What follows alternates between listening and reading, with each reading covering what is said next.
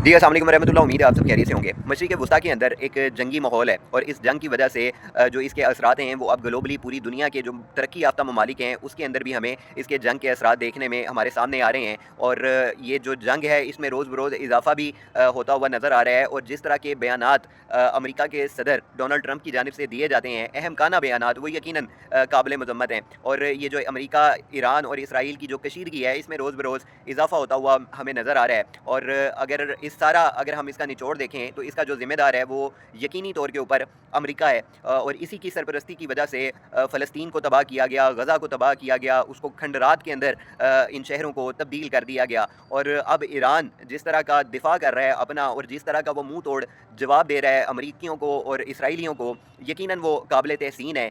उसने अपने से ज़्यादा एक ताकतवर मुल्क को ना सिर्फ ललकारा है बल्कि इस वक्त उसको आप कह लें कि नाको चने चबवा दिए हैं। और वो भी किसी किस्म का उनके लिए नरमी का गोशा नहीं रखता। हमें वक्तन फ़वक्तन डोनाल्ड ट्रंप की जानिब से कई ऐसे बयानात देखने में हमारे सामने आते हैं कि मैं एक रात के अंदर ईरान का खात्मा कर सकता हूँ या आज की रात ईरान की आखिरी रात हो सकती है। तो ऐसी सारी सूरत हाल में उसके बाद कई ऐसे बयानात भी दिए जाते हैं जिसमें वो सुलह सफाई की बातें करता है और वो कहता है कि किसी तरीके से जंग बंदी की जा सके। खुद अमेरिका के अंदर जो उसकी दीगर रियासतें हैं वो इस वक्त सरापा एहतजाज हैं और नेतन्याहू के खिलाफ लोग सरापा एहतजाज हैं। तो ये ज़ाहरी तौर के ऊपर जो उनकी अंदरूनी जो स्ट्रक्चर है उनके ममालिक का वो यकीनी तौर के ऊपर जो है वो डैमेज हुआ है। और ये जो हमारे 57 इस्लामिक ममालिक हैं, तमाम जो उम्मत मुस्लिमा के रिप्रेजेंटेटिव हैं, अगर ये एक पेज के ऊपर होते, इन तमाम ममालिक का आपसी इत्तेहाद होता तो यकीनी तौर के ऊपर मुसलमान को इस तरह ज़द-ओ-ग़ौब नहीं किया जा सकता था। लेकिन ये इंतहाई अफसोसनाक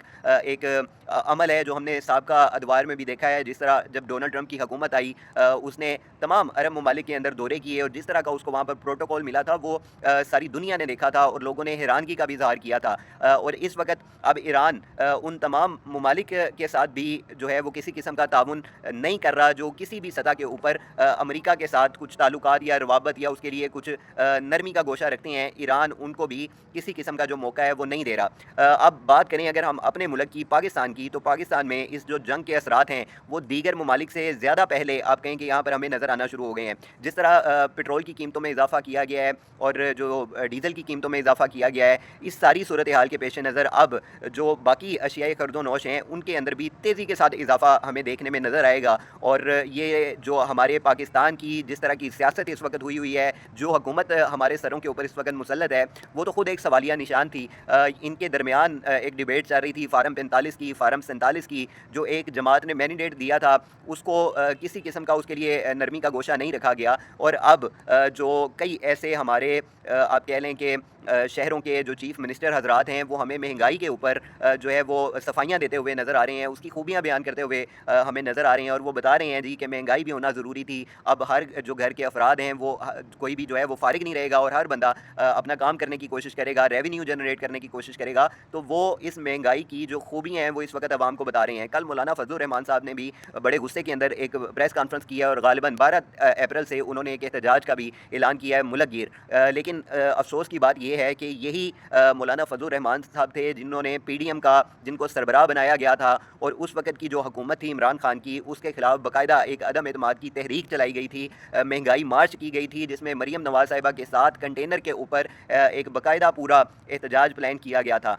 तो अब जबकि इस सारी महंगाई की सूरत हाल को और इस जंग को मद्देनज़र रखते हुए काफ़ी माह का अरसा गुजर गया है और आज मौलाना फजलुर रहमान साहब को याद आया है कि इस वक्त मुल्क के अंदर महंगाई की सूरत हाल जो है वो हदों को तजावुज़ कर चुकी है। तो अब उनको सड़कों पर आना है, उनको बाहर आना है। इंतहाई काबिल अफसोस अमल है। और इस वक्त पाकिस्तान के जो सरबराह खान हैं वो जिस तरह रिप्रजेंट कर रहे हैं पाकिस्तान को और जो मुल्की स्ट्रक्चर इस वक्त बना हुआ है पाकिस्तान का, वो आगे आने वाले जो हालात हमें नज़र आ रहे हैं इंतहाई खौफनाक महसूस होते हैं। अगर हम उनका थोड़ा सा तज्ज़िया करें या उनकी अगर हम डिटेल के अंदर जाएँ तो यकीनन ये हमारे लिए, पाकिस्तान के शहरियों के लिए, एक आम आदमी के लिए, मिडिल क्लास के लिए, लोअर क्लास के लिए, बल्कि अब तो आप ये भी कह लें कि अपर क्लास के लिए भी हालात जो हैं वो साजगार कहीं पे भी हमें नज़र नहीं आ रहे। और जितनी भी छोटे कोई बड़े कारोबार थे या जिस तरह भी लोग अपने जो रिज़्क़े हलाल कमा रहे थे, उनके अंदर हुकूमत ने अपनी टांग अड़ानी शुरू कर दी है और उनकी कोशिश है कि वो हर उस बंदे से ٹیکس کی کلیکشن کو یقینی بنائے، جو چاہے خواہ ایک دن کے اندر 100-200 روپے ہی کیوں نہ کماتا ہو. تو یہ اس پاکستان کی جو اس وقت کی موجودہ حکومت ہے